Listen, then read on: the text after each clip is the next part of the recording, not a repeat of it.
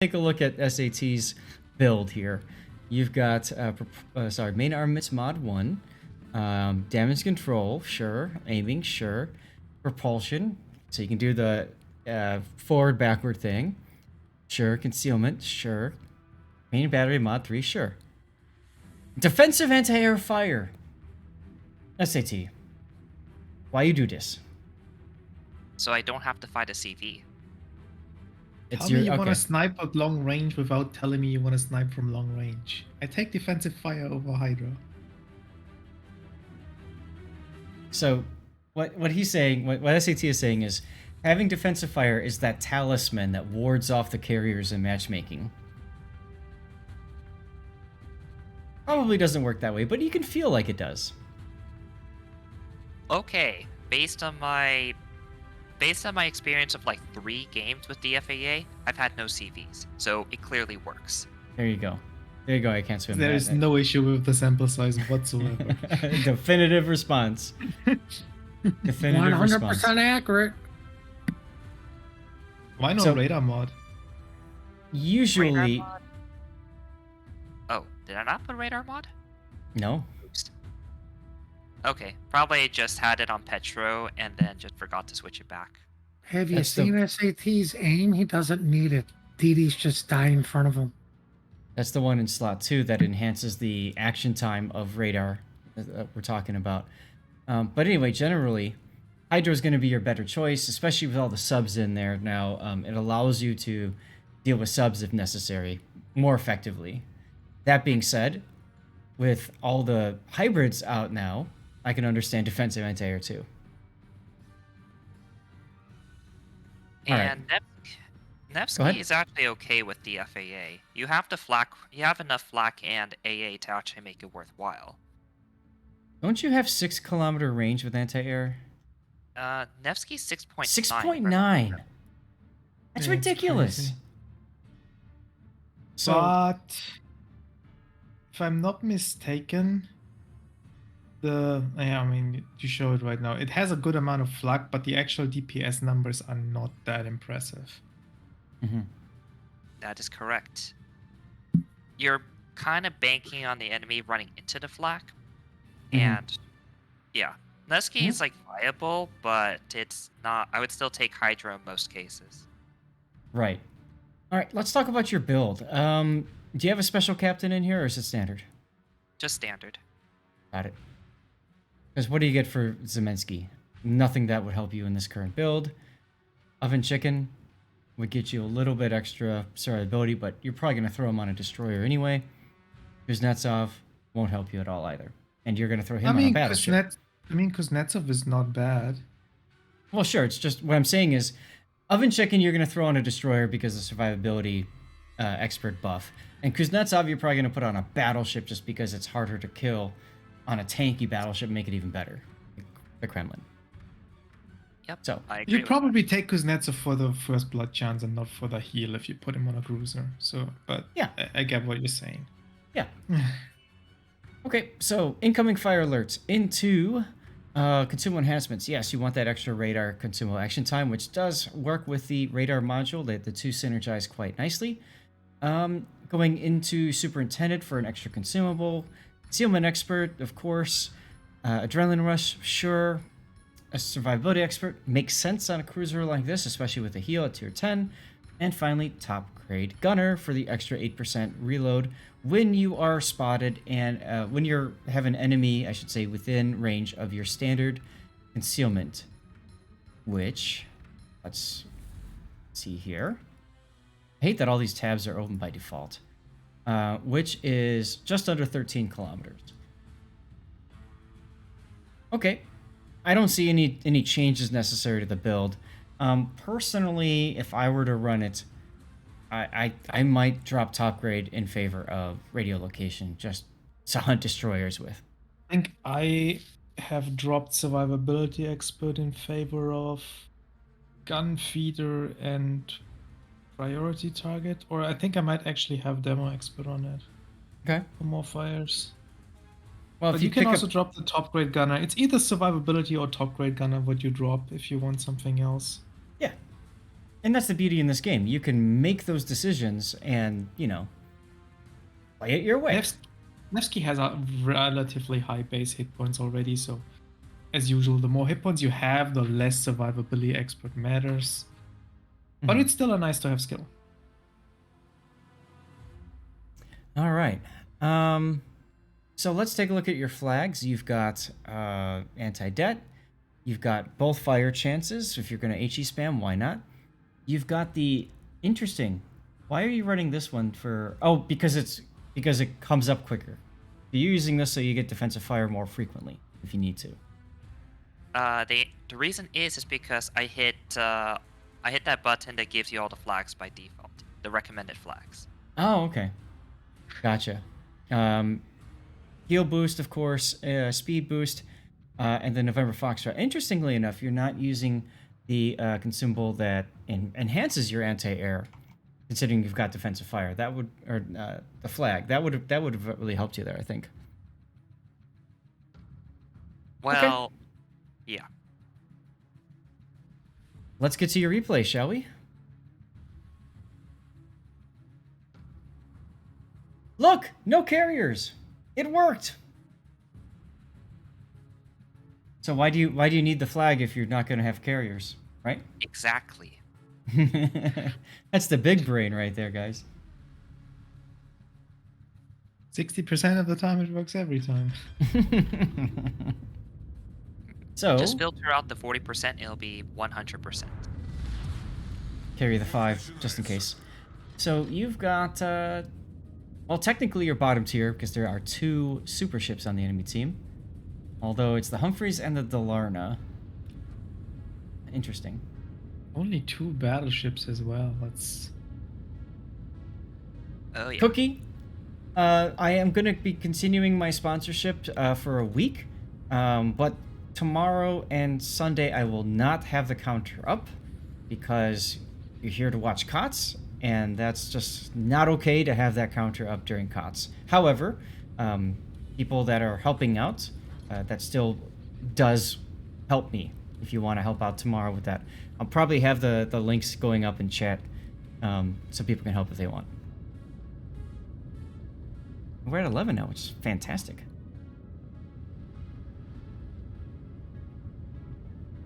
Help me make that counter go up by clicking that link there and doing the thing. All right. So, oh, I should probably ping Minnie as well, so he knows.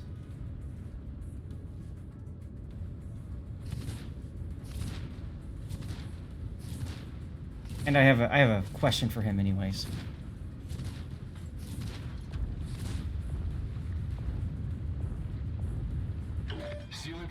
Okay. wait. Um, Nevsky has front firing depth charges? Yes. I actually didn't know that. Balance, my friend, balance. So, what's with the turnout here? Okay, so if we pause, Yeah, first yeah, of yeah. all, there's only 2 battleships in a lineup. Huh? So normally I would not be this aggressive, but I figured I could actually be aggressive because 2 battleships are going to shoot me. Brucein does not have accuracy, and Thunderer most likely has HE loaded, and in either case, I can usually dodge. Got So it. I can be a lot more aggressive than usual. Second, Okay. I like it's a Nevsky, and it likes hitting destroyers. So by getting a little bit closer, I can hit the Shimikaze easier from 10, 11 kilometers. Okay. So, question for you. You've got a div mate. I don't recognize that person, but he's in a Summers. I'm assuming you all 3 are in voice chat together, yes? Yep. So, excuse me, why wouldn't you just ask him to smoke you into that island that he's at right now? I forgot. Oof, I wouldn't do that. Look at how much radar there is on the enemy team. Plus the smoke shooting penalty of the Nevsky is quite high. True. I'm simply thinking if you want to assassinate a destroyer, and like SAT was saying, he's not so concerned about battleships. It's a very aggressive play, but you don't have to go Also- all the way to be. He could stay There's on the also northern part. 4 destroyers and he doesn't have Hydro. And the Nevsky good point. doesn't really turn that well. So, if you wanted to do the Death Snail thing, he didn't take the right consumable to do that. That's a good point. That's a good point. Because I was thinking, have the Summers smoke in a line, kind of like we see in COTS a lot, right? Kind of a hook north of the island, so he can smack whatever he wants to, and can run away if needed. But he doesn't have Hydro. Yep. In any Okay. case, I turn to the left specifically to avoid the torp spread. Of course. So there's that island in a way, and I'm hoping the Larna does not find the one gap between B and C that he can torp me. The other thing, too, is turning this direction puts the Thunderer behind that island as well. So, that's kind of nice. Alright, let's continue. You DCP'd look like 2 fires. And you're continuing to shoot at the Shimakaze. Duck, I can hear the music just fine. Can you guys not hear the music? Turn it up a little bit. You know what happens when I turn the music up. Something comes up loud and everybody complains. So well, now I this mean, is... the natural state is to complain. There you go.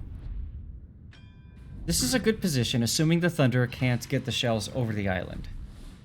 Right? If he can, that could be painful.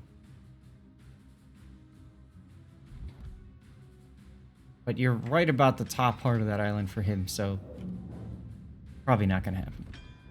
Yep. I was not worried about the thunder. As long as I stay here, I would be perfectly fine. Now, here is a great sample of kiting away gameplay. He's not going too far forward. He's keeping the island next to him. He's got an escape route if he needs to. And he's backing up so that he's got more targets to shoot, essentially.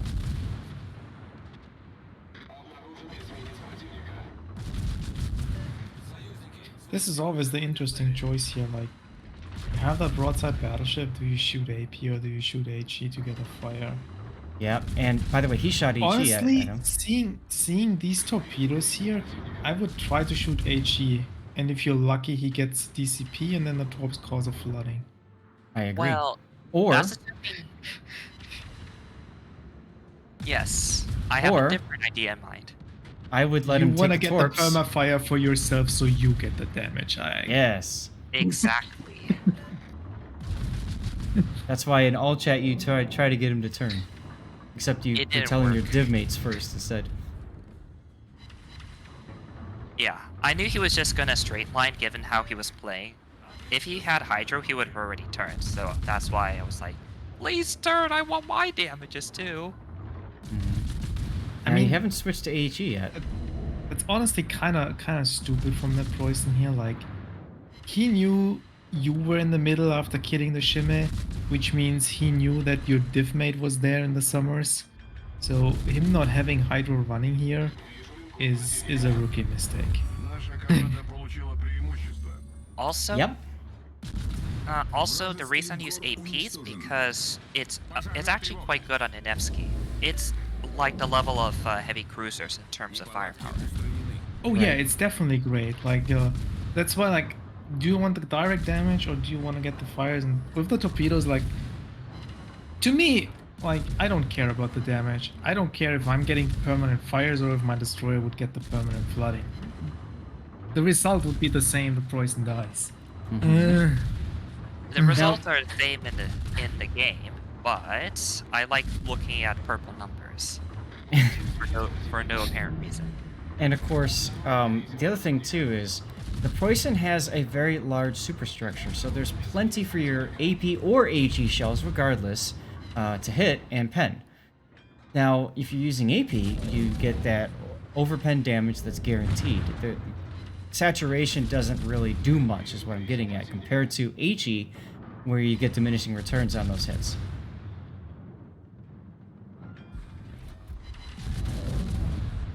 I like this fight with the good Leo. What can he do about you?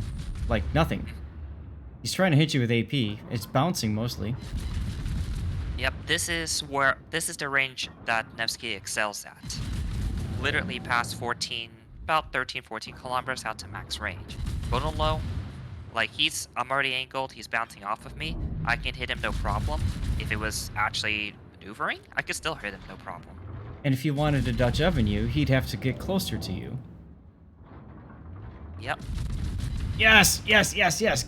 Mini Hannibal strats are weak. Right there, you see it, guys. You all see it.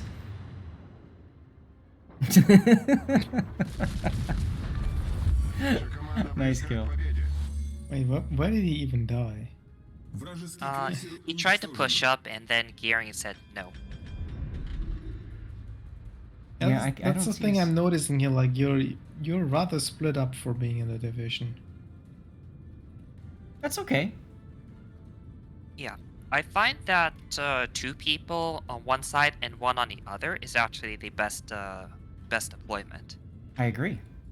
Because then you do the hammer and anvil. It Yep. depends. Like if that player that is alone is good enough to not do stupid stuff on that side alone, then yeah. Well, who's alone right now? It's SAT. Right? And him being here, he's Overwatch all of the middle of the map. So if the enemy were to, say, push through A, SAT can go and react accordingly and immediately put the pressure on the enemy. They don't feel comfortable leaving A as quickly, as aggressively. So I think I agree that's why this kind of a setup works, and it's part of why when I'm often playing on stream doing grind assist, I don't have a problem going off to the opposite flank, because I know when we do that, we're able to, you know, do what we need to do to make the win happen. Usually. And now, since there's literally no threat whatsoever, SAT just walks into the middle. I think he more just leisurely strolls in there. Hmm. It feels like that game was already over when that first enemy destroyer died. Oh yeah. I agree. By the way, do you see how far back the entire enemy team is? They got pushed all the way to the eye line. I blame the Yamato. I mean, you can you can blame the Preußen in this game. Like, Sure. Now here's where he shouldn't have died like this. And also the what was it, Shime? Like, way too aggressive against Speaking of- that many raiders. way too aggressive. You probably shouldn't be going full speed right here. Yeah, but the game is over. Yeah. He needs to get more damage. Being closer means more hits, means He more needs the damage. purple before it can numbers. die. Yeah. Hmm. I'm surprised he didn't keep shooting the gearing, and instead he went for the Brizzy. Well, the Brizzy makes sense because of Citadel, sure. Yeah, because PR only cares about absolute damage. And more damage on a Brisbane than on a Gearing. Mm-hmm. Yep. The correct play definitely would have been a shoot Gearing, but Brisbane is more damage. And even going sideways to you. Very... Aw, too late. No? He held that long. Oh, Nevsky. Aw. You actually lived. Impressive. And ridiculous at the same time. I honestly felt sorry for the Shimakaze at the beginning. Hmm. Like, once he was there, once he just got within 12 kilometers, there was no way for him to win. Like, he shouldn't have pushed in that. Like, I don't know if your Slava was spotted, but the way the spawns work recently, there is like a 9 out of 10 chance the div spawns in the middle, which means he could have known that he's going up against the Sommers and the Nevsky in the middle. Mhm. So you just can't go that aggressive for the B cap in a game like this if you don't have the backup. And he didn't have the backup. I don't think he spotted anyone until I think I was the first one he spotted. Sure, but still, like, the divisions usually spawn in the middle these days. Even if they don't, seeing one person that's did with somebody else would make you assume that the entire division is there. And what Ah, did your team have? Like there was a Moskva, a Des Moines, a Brisbane, a Nevsky, and I don't know, I think another Moskva. So that's 5 radar cruisers. Chances are at least one is in the middle, is like pretty much guaranteed. hmm. And what sealed his fate is how he played that. I Mhm. actually took about 3 to 5 seconds to get set up before a radar. Mhm. Meanwhile, Shimakaze did not use that time. He basically got stayed bow in. If he turned around immediately, I think he would have survived on about half health. Mhm. By the way, there's really not much to talk about with your replay. I mean, you did the kite away style, and then when you recognized, well, that's it. You just went bow in and just full damage, which makes sense. Like, I want to take a look at Mini for a second. Zoom in on this flank here. I think Mini forgot he was playing a Slava.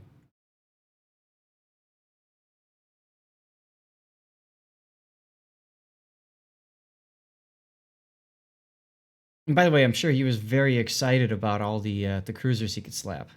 I would be too.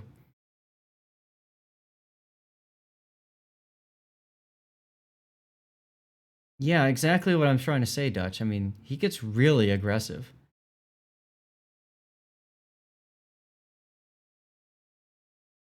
And I'm not sure why.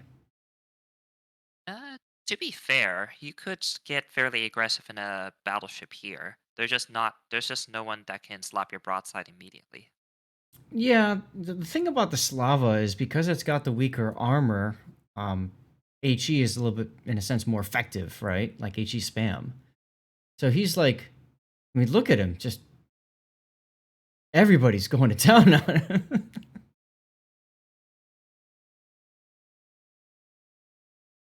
Oh well.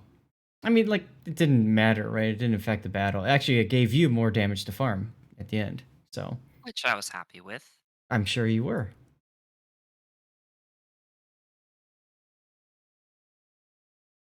There we go. Anyway, yeah, his YOLO did push the entire flank back. That's correct. Also, just so many green dots there. Like everyone is dodging torps there. Mm-hmm.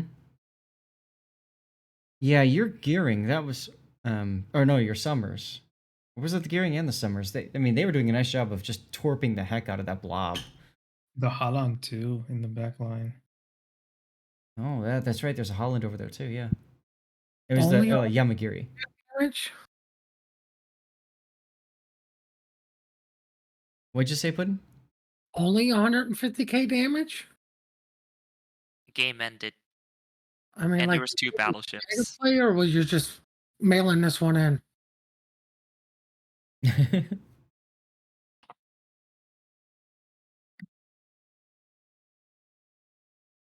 Still, there were some people saying, "Hey, you know, I'd like to see this kind of game style." So I hope this helped kind of highlight that a little bit. Yep. It's And also, not like you just have to keep in mind like you have to be careful trying to apply this aggressive style if there's more battleships than 2 in a game. It's like Mm-hmm. it worked great in this game for this matchmaking, but it might not work in every single game. Sure. I yep. mean, and You that I mean that goes in line with the last replay that we went on forever, right? Rob's replay, same thing. It was an odd matchmaking, and that contributed to how crazy that whole discussion was. Yep, you always want to adapt to your match. Sometimes it's best to be kiting at the very start. Sometimes Hmm. you can push in and get a little bit more aggressive. Exactly. Well, thanks for sending that one. I don't know what else to say. So Definitely report your Brisbane div mate for not contributing to the cause to extend the match longer.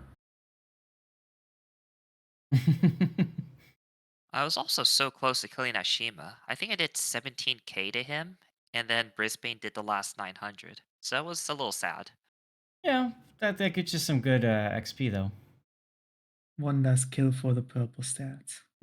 Strange, Yes. and this is why people shouldn't cap. Well, that the capping didn't win this game. It was actually the enemy team got zeroed out. So Capping We would capping, have not actually mattered here. right? we actually had a game where we begged a teammate to get off the cap just so we could have time to farm because the enemy team was not as good. And the guy got off the cap so everybody could farm damage. So That's everybody got awesome. more XP except for the one guy that stopped capping. Yep. Yeah, he got first place. Oh well, okay. He did good enough.